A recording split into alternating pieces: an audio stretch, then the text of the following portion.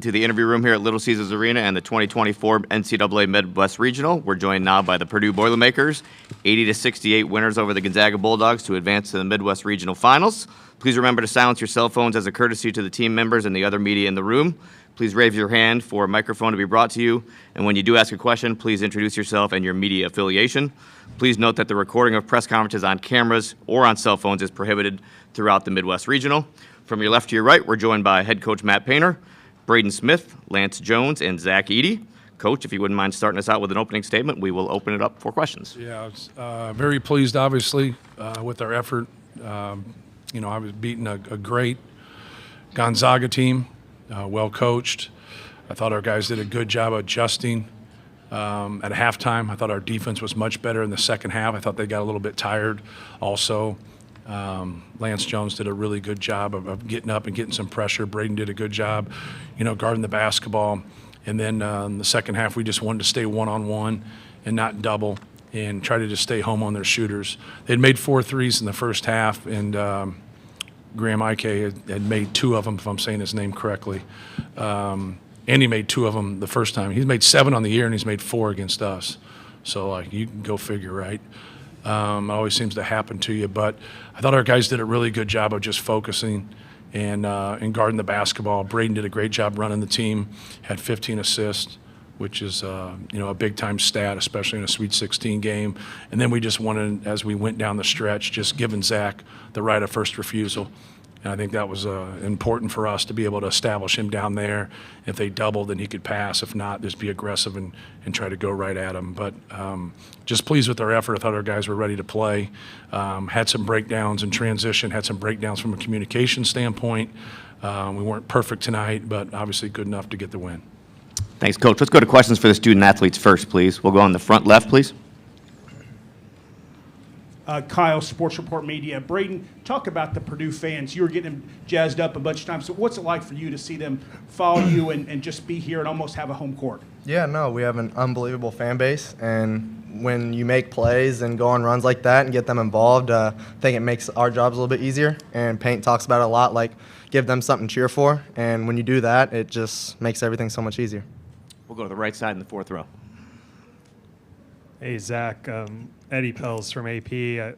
This might be normal for you, but Ben Gregg literally just slapped you full across the forehead at the end of the second half. I don't think it was on purpose. Can you just describe that play and how that felt? Yeah, it didn't feel good. Obviously, he was trying to make a play for the ball. He just missed it, and he whack-a-moled my head a little bit. Let's go to the first row here. You're good. Additional questions for the student athletes. First row on the left. Vedant Gupta, Global Media. Coach Painter, to win an NCAA tournament, you need 6 wins. You're halfway there. What have these 3 games taught you about your team? More than anything, with this win, we're 26-0 this year when we have 13 or less turnovers.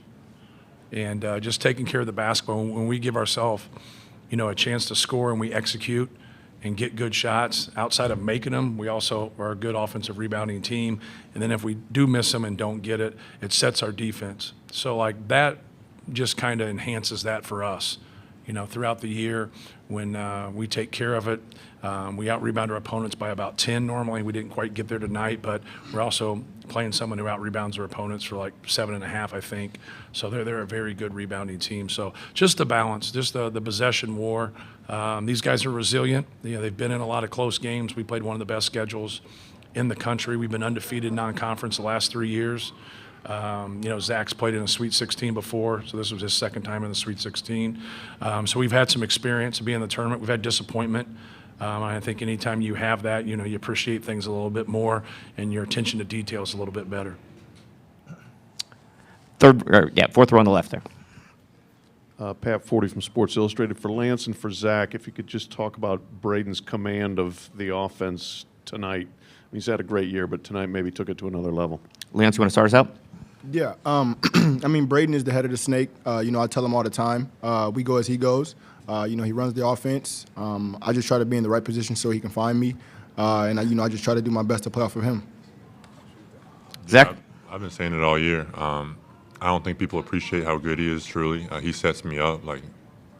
Like, I've never played with anyone who sets me up like that. I know I wouldn't be putting up the numbers I would be without him. I don't think people give him enough credit all the time. Additional questions for the players. Second row on the left. Akeem Glassby, Indy Star. Lance, how have you been able to go from playing at SIU, a place where you had a larger role, had the ball all the time, to kind of accepting a role and playing at Purdue? And for Braden and Zach, just what has Lance brought to the team? I knew when I committed here, I knew what sacrifices I had to make. To be on a team that's in the Elite Eight currently, I will give up anything, whether that's scoring or doing whatever I used to do. It's bigger than me. I go to war with these guys every day, and I'll give up anything to fight for them and do whatever's necessary to win. Yeah. Right side here, standing up. Zach, Denny Cap, AP Broadcast. That 16-2 run, middle of the quarter, was like 13-7 there in the 13-minute, 7-minute mark, middle of the second quarter. You stretched it from 2 to 16.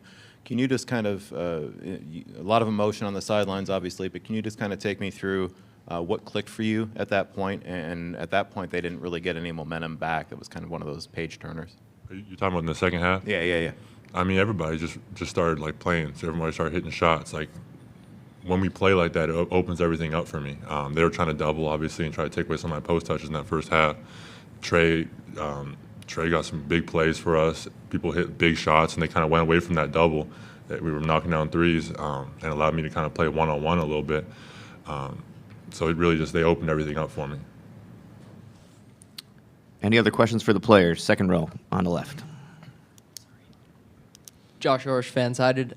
Zach, your first defensive foul came with just 3 minutes and 24 seconds left in the second half. How much confidence does it give you and your team defensively when you know other teams sometimes aren't even challenging you at the rim because of what a defender you are there? Yeah, I think like you kind of see it with teams kind of going away from me. They were shooting a lot of those kind of floaters, getting in a lot of those hot sauce actions off their post-ups. It just probably wasn't their game plan, that they wanted to attack me a different way and wanted to kind of try to get me moving in space. I feel like I made a lot of strides in that area, and I feel like I shut down a lot of that. First row on the left. Yeah, I mean, this could really go for any of the players, but all 3 games so far are kind of following the same pattern of winning the second half by more than you do the first half. Do you guys just feel like you're a second half team, and why? Braden, you want to take that one? Yeah, I think we just take a little bit longer to settle in just because, it's March Madness, just what it is. But once we come in and really lock in defensively in that second half and we push the ball, we start knocking down shots. It's hard for teams to pick and choose what to give and take, you know what I'm saying? So it's either we're going to hit shots or we're going to give it to Zach. So. Any other final questions for the players? Okay, guys, you guys